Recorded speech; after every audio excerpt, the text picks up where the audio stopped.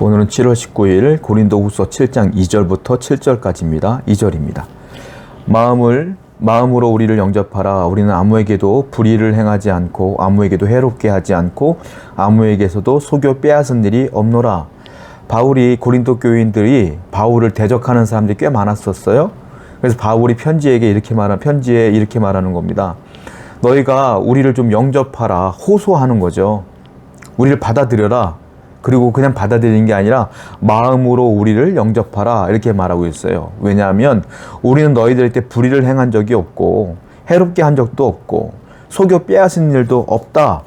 나는 정당하게 사역을 했는데 왜 우리를 대적하냐? 라고 바울이 호소하는 거예요.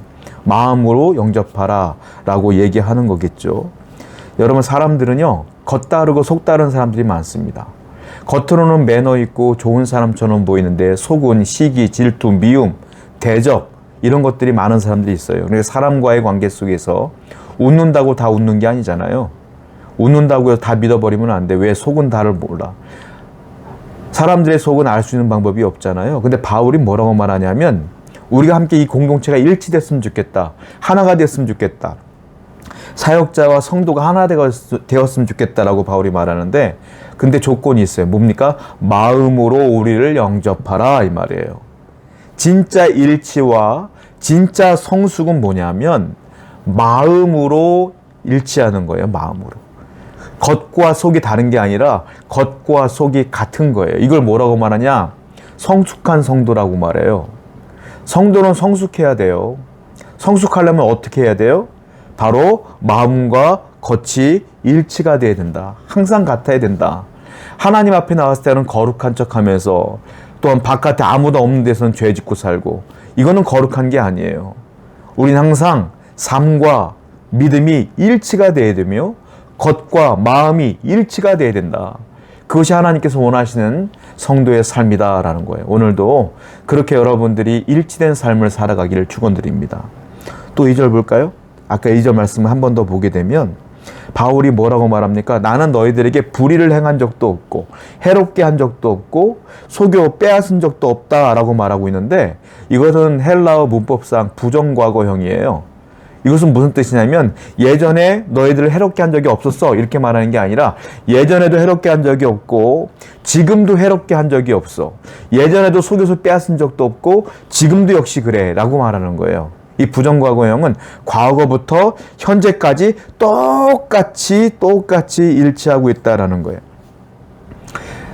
사도 바울은 사역을 하는데 하나님 말씀과 더불어 자신의 양심에 꺼리낌이 없는 사역을 했다는 말이에요.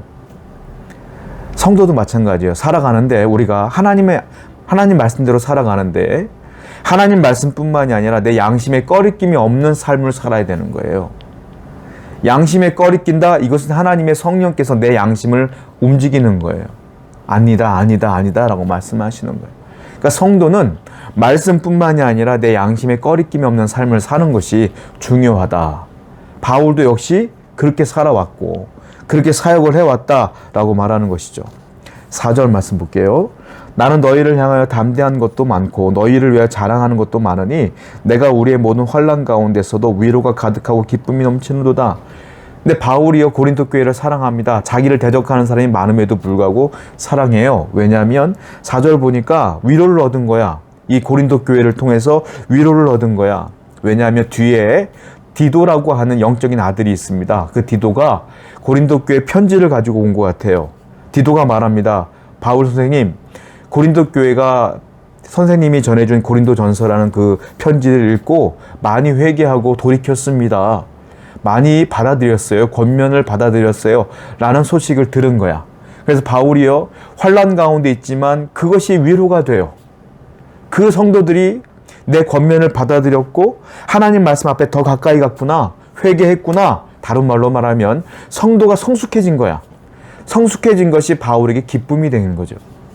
하나님도 마찬가지예요. 하나님은 어디서 기쁨을 얻느냐면 바로 여러분들이 조금 더 하나님 편에 가까이 가면, 하나님의 권면을 받아들이면. 권면이 뭘까요? 하나님 말씀이죠.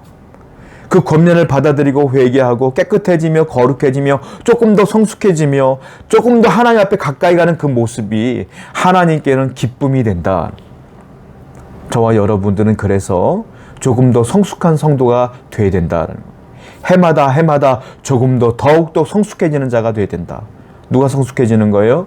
하나님의 권면을 받아들이는 자가 성숙해지는 거예요.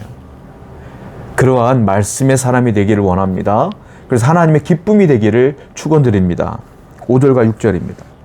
우리가 마게도냐에 이르렀을 때에도 우리 육체가 편하지 못하였고 사방으로 환난을 당하여 밖으로는 다툼이요 안으로는 두려움이었노라. 그러나 낙심한 자들을 위로하시는 하나님이 디도가 옴으로 우리를 위로하셨으니, 바울이 마게도냐에서 굉장히 어려움을 당했던 것 같습니다.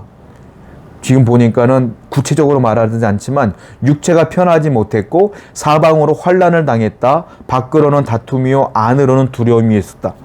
그러니까는 진퇴양난이었던 것 같아요. 복음을 증거하는데 굉장한 어려움이 있었던 것 같아요. 그런데 이 두려움 가운데에도 갑자기 하나님의 위로가 찾아옵니다. 6절 보니까 디도가 편지를 들고 온 것이 아까 말씀드린 것처럼 큰 위로가 됐다라고 말하고 있어요. 이것은 어떻게 온 거냐? 하나님께서 바울이 말하고 있어요. 하나님이 디도가 옴으로 우리를 위로했다. 누가 위로했어요? 하나님이 위로했다 이 말이에요. 우리에게 위로가 되시는 분은 하나님이다. 환난이 있지만 고난이 있지만 결국은 우리를 위로해 주시는 분은 하나님뿐이다.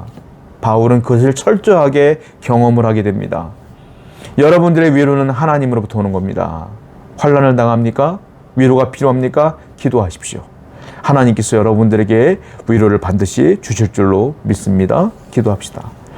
환난을 당하나 하나님으로부터 오는 위로를 우리가 기대할 수 있도록 인도하여 주시고, 언제나 조금 더 성숙한 성도가 되기 위해 말씀의 사람이 되어갈 수 있도록 인도하여 주옵소서. 예수님의 이름으로 기도드렸습니다. 아멘.